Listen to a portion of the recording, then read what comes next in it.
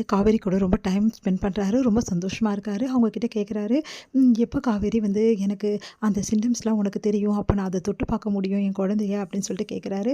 அதை கேட்டுட்டு சீக்கிரமாகவே ஒரு 3 மாதம் வெயிட் பண்ணுங்கள், கண்டிப்பாக வந்து உங்களுக்கு அந்த உணர்வுபூர்வமான விஷயங்கள் எல்லாமே நடக்கும், நீங்கள் தொட்டு பார்க்கும்போது அசைவுகள் எல்லாம் ஏற்படும் அப்படின்னு சொல்லிட்டு சொல்கிறாங்க. அது வரைக்கும் நான் வெயிட் பண்ணணுமா? சரி வெயிட் பண்ணுறேன், என் குழந்தைக்காக தான் வெயிட் பண்ணுறேன் அப்படின்றாரு. அடுத்து வந்து காவேரிக்கு வந்து சமைச்சு கொடுக்குறது, அவங்கள நல்லா பார்த்துக்கிறது, காலம் தீவிரது, அந்த மாதிரி விஷயங்கள் எல்லாம் விஜய் ரொம்ப சந்தோஷமாக செஞ்சுட்ருக்காரு. இதெல்லாம் பார்த்து காவேரி ரொம்ப ரொம்ப நிகழ்ச்சி அடைகிறாங்க. அடுத்து வந்து கிஸ் பண்ணிகிட்டே இருக்காங்க. அடுத்து தோள் மேலே சாஞ்சு வந்து காவேரி வந்து தன்னையே மறக்கிறாங்க. அப்போ விஜய் வந்து இப்படியே நம்ம இருக்கலாம்ல காவேரி, நம்ம வீட்லேயே நீ இருக்கலாம்ல, ஏன் காவேரி இப்படி பண்ணுற அப்படின்னு சொல்லி கேட்டோன்னே, கூடிய சீக்கிரம் நான் வந்து எங்கள் அம்மாவோட வந்து அந்த பிரச்சனையை தீர்த்துருவேங்க, அவங்களுக்கு ஒரு வழி பண்ணிடுவேன், அதுக்கப்புறம் நான் உங்கள் கூட தானங்க இருக்க போகிறேன் அப்படின்றாங்க.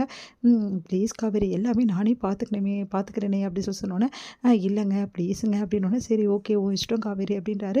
அடுத்து வந்து காவேரி விஜய் ரொம்ப லேட் ஆகிடுது. சரிங்க ரொம்ப லேட் ஆகிடுச்சு, நான் வீட்டுக்கு போகணும் ப்ளீஸுங்க அப்படின்னோடனே, சரி காவேரி நானே உன்னை எடுத்து போய் விடுறேன் அப்படின்னு சொல்லிட்டு எடுத்து போய் விடுறாரு. இங்கே பாருங்கள், நீங்கள் ஒன்றும் வீட்டுக்கு வர வேணாம், நீங்கள் இங்கே இறங்கினா எப்படி என் வீடு இங்கே தானே இருக்கி, இப்போ ஒன்றும் வர வேணாம், நீங்கள் இப்போ வந்து நீங்கள் தாத்தாவை பார்க்க வீட்டுக்கு போங்க, அதுக்கப்புறம் வரலாம் அப்படி சொல்லி சொன்னோன்னே, என்னடி நீ இப்படி சொல்லிட்டு இருக்க, இல்லைங்க எப்படி நீங்கள் வந்தீங்கன்னா நானும் வந்தேன்னா கரெக்டாக எங்கள் அம்மா சந்தேகப்படுவாங்க, ஏற்கனவே எங்கள் வீட்டில் அப்படின்னோடனே, அம்மா தாயே நிறுத்து, என்னை பார்த்தா தான் உங்கள் வீட்டில் யாருக்கும் ஆக மாட்டேங்குது, இதில் ஹவுஸ் ஓனர் மாமி வேறு வந்து பிரச்சனை பண்ணிட்டாங்க, கண்டிப்பாக உங்களை காலி பண்ண சொல்ல போகிறாங்க வீடை, அதை நான் பார்த்துக்கிறேன், மாமி எப்படி சமாளிக்கணும் எனக்கு தெரியும் அப்படின்றாரு.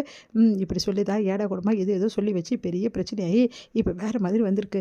இந்த மாதிரி விளையாடாதீங்க, விளையாட்டு தனத்தெல்லாம் குறைச்சிங்க, உங்களுக்கு ஒரு குழந்தை வரப்போகுது, ஆனால் ஒன்றும் விளையாடிட்டு இருக்கீங்க. சரி சரி காவேரி டென்ஷன் ஆகாத, இந்த டைம்லலாம் நீ டென்ஷனே ஆகக்கூடாது, சரி சரி செல்ல பிள்ளையா, நீ வீட்டுக்கு போ நானும் போகிறேன் அப்படி சொல்லிட்டு ரொம்ப சந்தோஷமாக வழி அனுப்புகிறாரு. இங்கே காவேரி பயந்து வராங்க, அம்மா என்ன சொல்ல போகிறாங்களோ அப்படின்னு சொல்லிட்டு. இங்கே விஜய் வந்து ரொம்ப சந்தோஷமாக வந்து வீட்டுக்கு வராரு. வீட்டுக்கு வந்து தாத்தா ஓடி போய் கட்டி பிடிச்சிக்கிறாரு. தாத்தா அப்படின்றாரு, என்னப்பா என்ன ஆச்சுடனே, தாத்தா நான் எப்படி சொல்கிறேனே தெரியல தாத்தா, நான் அவ்வளோ சந்தோஷமாக இருந்தேன் தாத்தா, இன்றைக்கி ஃபுல் டே அப்படி சந்தோஷமாக இருந்தேன், அதான் தாத்தாக்கு ஒரு ஃபோன் கூட பண்ணலையா அப்படின்னோடனே, தாத்தா உங்களுக்கு பண்ணணும்னு நினச்சேன் தாத்தா, ஆனால் என்னால் பண்ண முடியல தாத்தா, ஏன்னா நான் ஃபுல் டே காவேரி கூட இருந்தேன் தாத்தா, என்னப்பா சொல்கிறேன் அப்படின்னோடனே நடந்த விஷயத்தை எல்லாத்தையும் சொல்கிறாரு. என்னப்பா சொல்கிறேன், காவேரி கர்ப்பமாக இருக்காளா?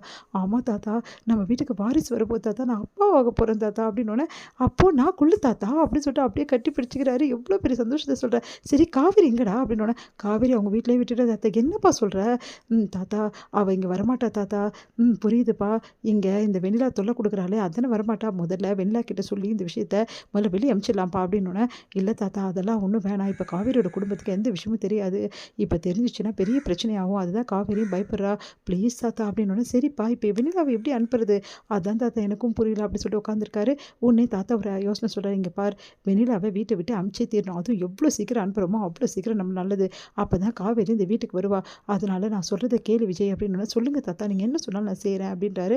இங்கே பாருப்பா வெண்ணிலா அனுப்ப ஒரே வழி வெண்ணிலாவோட மாமா தான், ஏன்னா வெண்ணிலா கிட்ட நம்ம எவ்வளோ பேசி பார்த்துட்டோம், அந்த பொண்ணு கேட்குற மாதிரி இருக்க, சொல்கிறதே சொல்லிட்டு இருக்கா, அதனால அவங்க மாமா வச்சு தான் வெண்ணிலாவை இந்த வீட்டை விட்டு வெளியே அனுப்பணும். சரிங்க தாத்தா, அந்த ஆளும் தான் இன்றைக்கி ஒன்று பேசுகிறாரு நாளைக்கு ஒன்று பேசுகிறாரு, என்ன தாத்தா பண்ண சொல்கிறீங்க அப்படின்னோடனே, வேறு வழியே இல்லை, இப்போ அவங்க மாமா வருவார், வந்தார்னா அவர்கிட்ட தனியாக கூப்பிட்டு நிறைய விஷயங்கள் நம்ம பேசலாம், அவருக்கு என்ன செட்டில்மெண்ட் பண்ணமோ அவ்வளோ செட்டில்மெண்ட் பண்ணிடலாம், அதுக்கப்புறம் எப்படியும் வந்து வெண்ணிலாவுக்கு வாழ்க்கைக்கு தேவையான எல்லாமே நாங்கள் செய்கிறோம், உங்களுக்கும் நாங்கள் செய்கிறோம் அப்படின்னு சொல்லிட்டு சொல்லிடலாம்ப்பா, அப்போ கண்டிப்பாக வந்து அவர் ஒத்துக்க சான்சஸ் இருக்குது தாத்தா, எப்படி தாத்தா அவர் ஒத்துப்பாருன்னு தெரியல, ஒத்துப்பார்ப்பா, இங்கே பார் நம்மளுக்கு வேறு வழி கிடையாது, எப்படியாவது காவேரி கூடி சீக்கிரம் வர வைக்கணும், இந்த மாதிரி நிலமையில காவேரி உன் கூட தான் பார்க்கணும் அப்படின்னோடனே, சரிங்க தாத்தா நீங்கள் சொல்கிற மாதிரி நான் செய்கிறேன் அப்படின்னு சொல்லிட்டு இருக்காரு. வந்து வழக்கம் போல் அவங்க அம்மா கிட்ட திட்டு வாங்கிட்டு அதுக்கப்புறம் நடந்த விஷயத்துக்கு எல்லாத்தையும் யோசனை பண்ணி சந்தோஷப்பட்டுட்டு இருக்காங்க.